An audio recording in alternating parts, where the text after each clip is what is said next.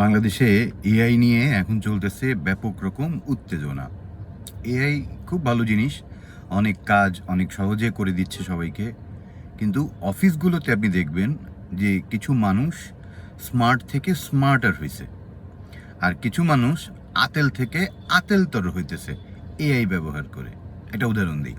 মনে করেন আপনি একজন মানুষ যে খুব স্বাভাবিকভাবে আমরা যেরকম কথাবার্তা বলি এরকম কথাবার্তা সবার সাথে বলতো, কমিউনিকেশনের ক্ষেত্রে, লিখিত কমিউনিকেশনের ক্ষেত্রে সে ভুলভাল হইলেও মোটামুটি নিজের মনোভাবটা বুঝাইতে পারতো, এবং সেটা শর্ট ফর্মে।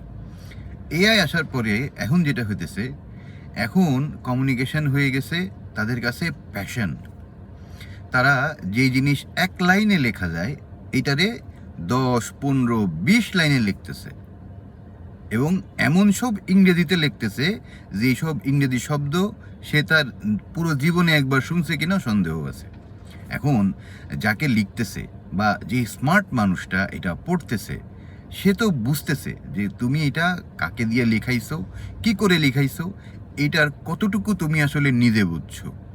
তার মানে হইতেছে যে যাকে ইমপ্রেস করার জন্য বা যাকে ইনফরমেশন দেওয়ার জন্য এই মেলটা বা এই রিটেন পেপারটা আপনি লিখলেন, সে কিন্তু আপনাকে ছোট আতেল মনে করতো, এখন বড় আতেল মনে করতেছে।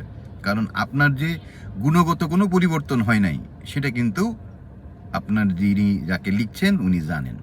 তাহলে এই যে স্মার্টলি এআই আপনাকে আরো আতেল সাব্যস্ত করতেছে, এটা থেকে বাঁচার জন্য আপনার কাছে কি হাতিয়ার আছে?